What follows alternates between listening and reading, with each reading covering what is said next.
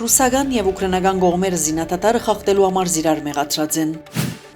Ռուսաստանի 13 օդագայան գործունեությունը թատրեցուցած է անօդաչուներու հարձակումեն հետո։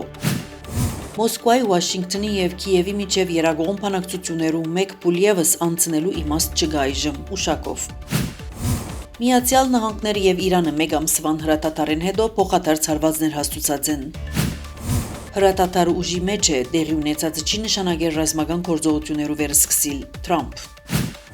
Մաքսադուրքերը պիտի բարձրացնենք, եթե Եվրամիությունը ամերիկյան ապրանքներուն մաքսադուրքերը չչեղարկե, Թրամփ։ Իրան 40 հարցեն փաղկացած հայտարարակիր մգազմած է Հորմուզի նեղուցեն անցնելու համար, CNN։